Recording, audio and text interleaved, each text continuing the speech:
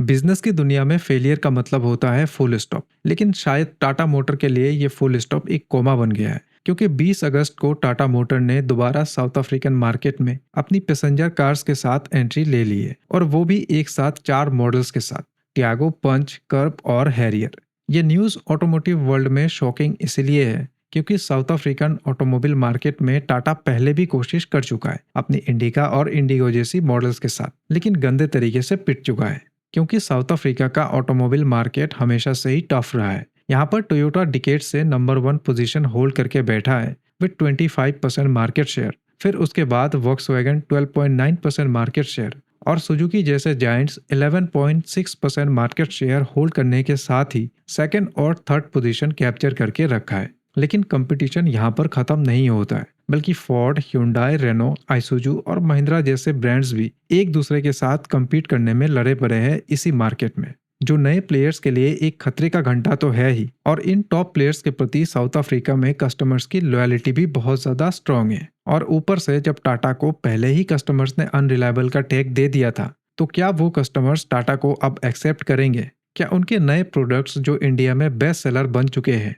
क्या वो south African buyers की टेस्ट को मैच कर पाएगा? और सबसे बड़ी बात, क्या टाटा इस बार वॉक्सवैगन, टोयोटा और सुजुकी जैसे जायंट्स के बीच अपना पोजीशन बना पाएगा? सब जानेंगे आज की इस वीडियो में, लेकिन पहले चलते थोड़ा पास्ट में और ये समझने की कोशिश करते हैं कि आखिर टाटा फेल क्यों हो गया था साउथ अफ्रीका में। दरअसल टाटा पैसेंजर व्हीकल डिवीजन ने 2004 में ही साउथ अफ्रीकन मार्केट में एंट्री ले ली थी, और उन्होंने वहां पर सबसे पहले अपनी हैचबैक इंडिका और उसी पर बेस्ड सिडान इंडिगो को लॉन्च किया था। पर बाद में लाइनअप को एक्सटेंड करके विस्टा, मांजा, सफारी और आर्या जैसे मॉडल्स भी लाए गए थे। लेकिन प्रॉब्लम शुरू से ही दिख रहा था, क्योंकि टोयोटा, वॉक्सवैगन और आइसुजुकी कार्स पहले से ही मार्केट को डोमिनेट कर रहे थे। और दूसरी तरफ टाटा जो लाइनअप लेकर आया था उस समय, वो साउथ अफ्रीकन मार्केट की कंडीशंस और लोगों की टेस्ट के साथ परफेक्टली रिजोनेट नहीं कर रहा था। इसके अलावा भी कस्टमर्स के लिए सबसे बड़ी दिक्कत थी सर्विस सेंटर और डीलरशिप नेटवर्क। देखो, साउथ अफ्रीका एक ऐसी मार्केट है जहां बायर सिर्फ गाड़ी की क्वालिटी नहीं देखते,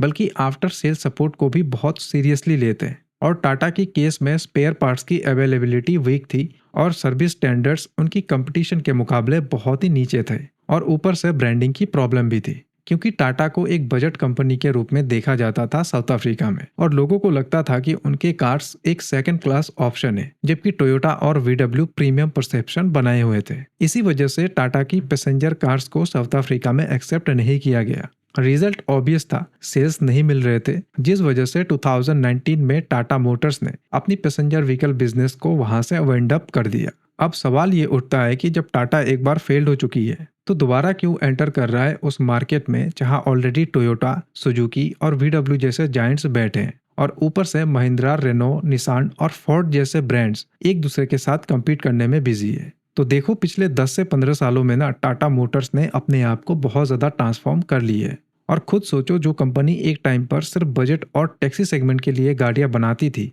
आज वही टाटा नेक्सॉन, हैरियर, सफारी और पंच जैसे कार्स के लिए फेमस है। आज के समय टाटा की हर एक particular passenger vehicle safety rating में टॉप स्कोर करते हैं। डिजाइन के मामले में भी इंटरनेशनल ब्रांड्स को वो टक्कर देते हैं, और फीचर्स की केस में भी एक मॉडर्न इंप्रेशन बनाई है। यानी कि टाटा के पास जो पैसेंजर व्हीकल्स की लाइनअप है, वो उनका पुराना इमेज से बिल्कुल ही अलग है। इसके अलावा भी टाटा के लिए साउथ अफ्रीका सिर्फ एक कंट्री नहीं है, बल्कि एक गेटवे है, क्योंकि साउथ अफ्रीका अफ्रीका का सबसे डेवलप ऑटो मार्केट है, जहां पिछले साल 3,51,302 कार्स सोल्ड हुई थी, जो कि 2023 से 1.1% ज्यादा है। अब देखो, एज ए इंडियन हमारे लिए ये नंबर्स कुछ भी नहीं है, क्योंकि इंडिया में एक ही महीने के अंदर इससे ज्यादा पैसेंजर कार्स बिक जाते हैं। पर पॉपुलेशन और अफ्रीकन कंटिनेंट के हिसाब से ये एक अच्छा नंबर है। तो ऐसे में अगर टाटा साउथ अफ्रीका में एस्टेब्लिश्ड कर जाता है और करीब 4 से 5% भी मार्केट कैप्चर कर लेता है, तो फ्यूचर में इजीली पूरी अफ्रीकन कंटिनेंट में टाटा एक्सपेंड कर सकेगा, क्योंकि 2030 तक African passenger car market $25.5 billion तक पहुंचने की अनुमान लगाया जा रहा है। इसके अलावा भी टाटा की साउथ अफ्रीका में री एंट्री करने का दूसरा फैक्टर है ग्लोबल ब्रांड इमेज। देखो, जब टाटा ने पहली बार साउथ अफ्रीका में एंट्री की थी, तब उनके पास जैगुआर और लैंड रोवर जैसे ब्रांड नहीं थे। बट आज टाटा के पास एक से बढ़कर एक एक्विजिशन है, और 2026 में टाटा यूरोप की biggest truck company Iveco group को भी एक्वायर करने वाली है। Even land rover south African market में फिफ्थ पोजीशन में आती है प्रीमियम कार सेगमेंट में, जिससे इस बार टाटा को खुद की पैसेंजर व्हीकल्स पर एक तरह का हेलो इफेक्ट मिलने वाली है। यानी कि अब हर एक कस्टमर टाटा को रिजेक्ट करने से पहले एक बार ये जरूर सोचेगा कि जो कंपनी जेगुआर लैंड रोवर और डेवू जैसे ब्रांड को ओन करता है, जो कंपनी अगले साल इवेको जैसी जायंट्स को एक्वायर करने वाला है, तो उनके खुद के प्रोडक्ट्स भी कहीं ना कहीं ट्रस्टवर्दी तो होंगे ही। लेकिन टाटा के लिए सबसे बड़ा ट्रम्प कार्ड है इनका ईवी पोर्टफोलियो। साउथ अफ्रीका अभी ईवी एडॉप्शन की शुरुआती स्टेज पर भी नहीं है, सिर्फ 3% के आसपास मार्केट शेयर है, वो भी हाइब्रिड्स को मिलाकर। लेकिन सरकार और इंडस्ट्री दोनों ही ईवी इंफ्रास्ट्रक्चर में इन्वेस्ट करना शुरू कर दिया है। देखो, टाटा इंडिया में ईवी का लीडर है विद 62% मार्केट शेयर, और टाटा की पंच, टिगोर और हैरियर की ईवी वर्जन वहां की अफोर्डेबिलिटी और डिमांड के लिए परफेक्ट बेट बन सकता है। और इसीलिए टाटा इस री एंट्री के चलते फास्ट मूवर एडवांटेज को सिक्योर कर लेगा, जिससे उनका फ्यूचर ग्रोथ का फाउंडेशन स्ट्रांग हो जाएगा। लेकिन जितना ये री एंट्री अपॉर्चुनिटी है, उतनी ही बड़ी एक रिस्क भी है, क्योंकि साउथ अफ्रीका में अभी भी वही कंपटीशन है जो पहले था। टोयोटा अभी भी सबसे बड़ा प्लेयर है, वॉक्सवैगन अभी भी अपनी पोलो और एमेरोक जैसे मॉडल्स के थ्रू डोमिनेट कर रहे हैं, और आइसुजू पिकअप सेगमेंट में स्ट्रॉन्ग होल्ड करके बैठा है। यानी कि टाटा को अभी भी उन्हीं जाइंट से लड़ना होगा। बस डिफरेंस इतना है कि इस बार टाटा के पास बेटर कार्स है, लेकिन कार से भी ज्यादा इंपॉर्टेंट होगा उनका डीलरशिप और आफ्टर सेल्स स्ट्रेटेजी। अगर टाटा ने इस बार सर्विस और सपोर्ट के मामले में कॉम्प्रोमाइज किया, तो फिर उनके लिए सर्वाइव करना साउथ अफ्रीका में बहुत मुश्किल हो जाएगा। और यहाँ पर टाटा को एक और बात समझना होगा कि साउथ अफ्रीकन कंज्यूमर्स के लिए ट्रस्ट बहुत ही बड़ा फैक्टर है। उन्हें याद है कि टाटा पहले भी आया था और अपनी घटिया सर्विस एंड पोर क्वालिटी के चलते यहाँ से चला गया था। इसके बाद कुछ कस्टमर्स ये भी जानते हैं कि टाटा की कस्टमर सपोर्ट अदर ब्रांड्स के मुकाबले बहुत ही वीक है उनके अपने देश में भी।